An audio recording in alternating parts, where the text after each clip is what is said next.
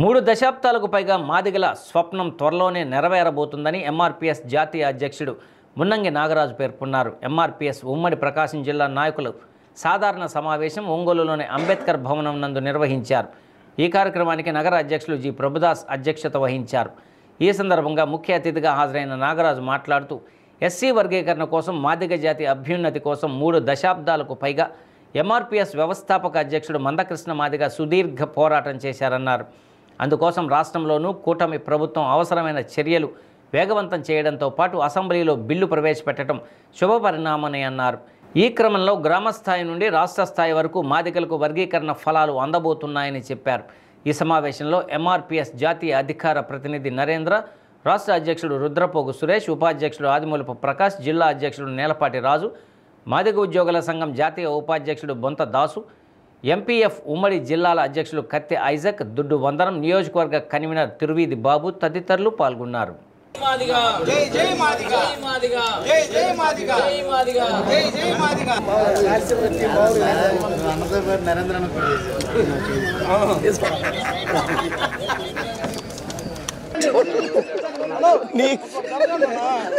అన్ని జిల్లాలు ఎవరు ఉంటుంది అలాగే ఎవరు ఉంటుంది మాట్లాడితే ప్రతి ఒక్క మంది చెప్పు ఆ మనోడికి అన్నా. హలో, నేను చెప్పి నేను బిజీగా ఉన్నాను, ప్రెస్ మీట్లో ఉన్నాను, తర్వాత చేయండి.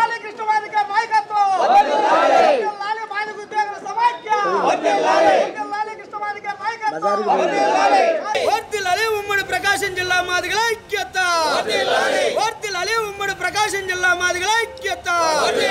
సాధించాం సాధించాం సాధించాం సాధించాం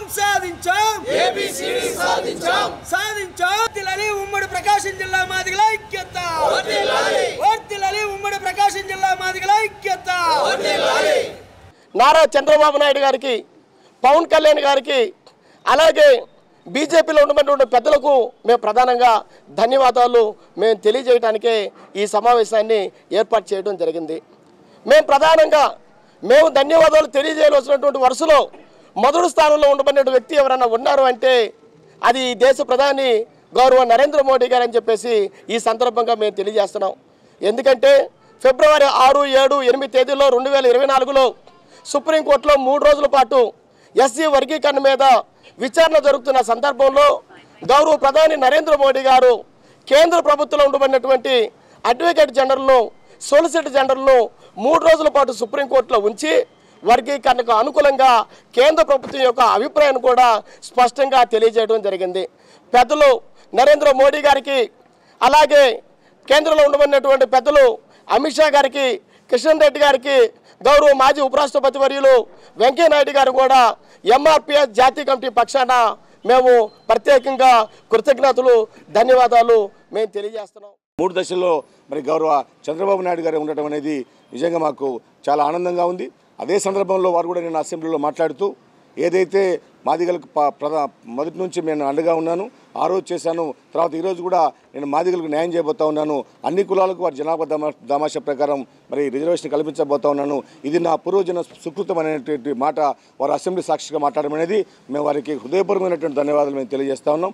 మా జాతిని గౌరవించడం కాదు, మా అధినేతను కూడా వారు శ్లాఘించడం, మా అధినేత చేసినటువంటి గొప్ప పోరాటాన్ని కూడా వారు అసెంబ్లీ సాక్షిగా చట్టసభల్లో మాట్లాడడం అనేది మేము కుటుంబ ప్రభుత్వానికి, చంద్రబాబు నాయుడు గారికి కూడా ధన్యవాదాలు తెలియజేస్తున్నాం. ఈ రకంగా వర్గీకరణ చివరికి రావడం జరిగింది. ఇన్ని దశాబ్దాల పోరాటానికి అంతిమంగా మేము విజయం సాధించబోతా ఉన్నాం. ఈ సందర్భంలోనే మేము ఈరోజు ఇక్కడ సమావేశం ఏర్పాటు చేసి మా అధినేత మందకృష్ణ మాదిగ గారు 30 సంవత్సరాలుగా వారు చేసినటువంటి పోరాటం, వారు చేసినటువంటి త్యాగం, వారు చేసినటువంటి శ్రమనంతా కూడా మేమందరం మరొకసారి మననం చేసుకుంటూ ఈరోజు ఈ కార్యక్రమం ఏర్పాటు చేసుకోవడం జరిగింది.